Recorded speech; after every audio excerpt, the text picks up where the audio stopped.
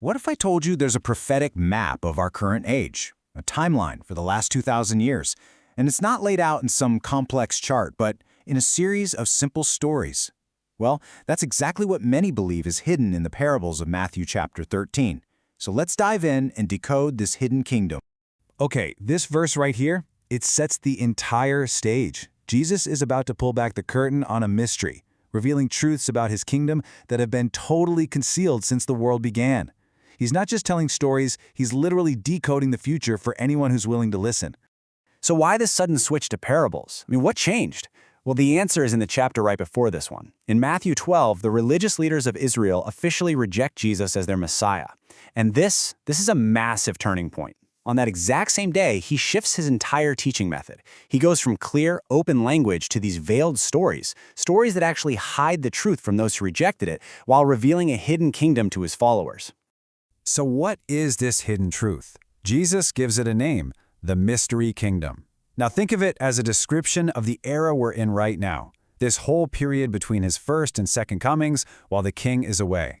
During this age, the world is going to contain a mix of genuine believers and, well, fakes, people who only look like the real thing. It's a state of affairs we often just call Christendom. Okay, so how does this new age, this mystery kingdom get started? Jesus lays it out for us in the first group of parables, and it all starts with a simple act, sowing some seeds. Now, this very first parable is the key that unlocks all the others. The gospel seed, right, it gets sown everywhere, but the final outcome all depends on the soil, which is the human heart. Some hearts are hard, like a packed-down path, and the message just gets snatched away. Some are shallow, rocky, which leads to this burst of faith that just withers under pressure. Others are so full of worldly worries that they choke out any real growth. But then there's the good soil. Those hearts receive the word and they become truly productive. And here's the amazing part. The power isn't really in the person sowing the seed. It's in the seed itself. The gospel message has this incredible internal power to bring about new life. It's the mystery of regeneration. It just grows all by itself once it finds a heart that's ready to receive it. But hold on. Right after describing this pure, powerful beginning, Jesus hits us with a pretty stark warning.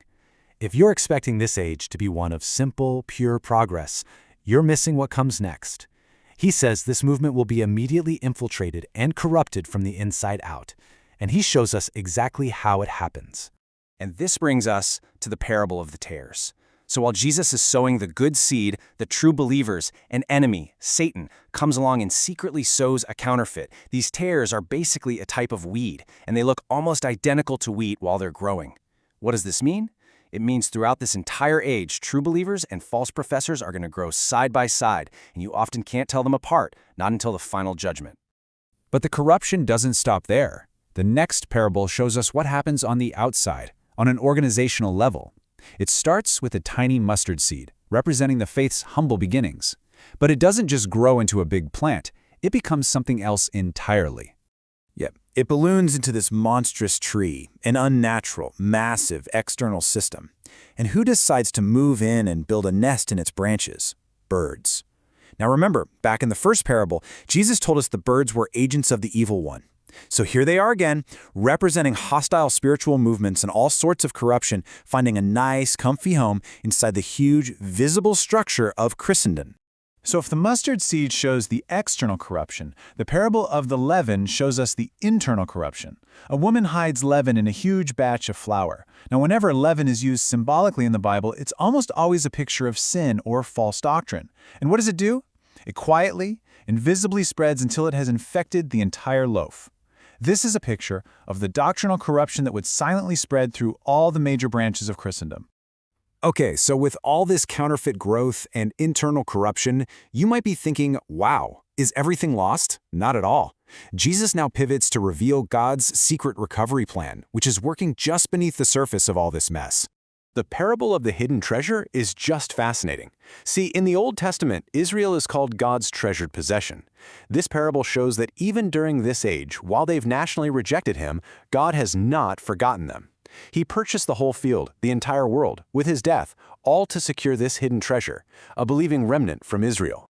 And right alongside this, you have the pearl of great price. Think about how a pearl is made. It forms slowly, layer by layer, inside a living creature, deep in the sea. which is a great symbol for the Gentile nations. This beautiful pearl represents the church, formed one believer at a time from all over the world, slowly building over time until it's finally complete. So, we've seen the beginning, the corruption, and the hidden recovery plan. How does this whole age of the mystery kingdom finally end? Well, the last parables paint a very clear picture of judgment. The parable of the net shows a huge net being cast into the sea, and it gathers up fish of every single kind, good and bad. That's the gospel's work throughout this age. But at the end, that net is pulled to shore and the angels perform a great separation. Let me be clear, this age doesn't end in a worldwide revival, it ends in a divine reckoning. And finally, Jesus wraps it all up with the parable of the householder, who brings out treasures both new and old. This teaches us that the truths of this mystery kingdom age, well, they incorporate timeless principles from God's past work, but they also contain brand new revelations, things that were hidden from the very foundation of the world but are now being made known.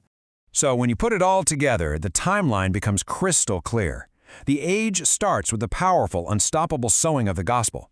But that pure growth is almost immediately met with a counterfeit sowing and widespread corruption, both on the outside and on the inside.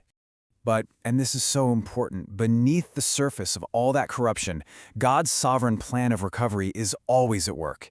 He is faithfully preserving His true people from both Jew and Gentile, all leading to an inevitable final separation at the end of the age.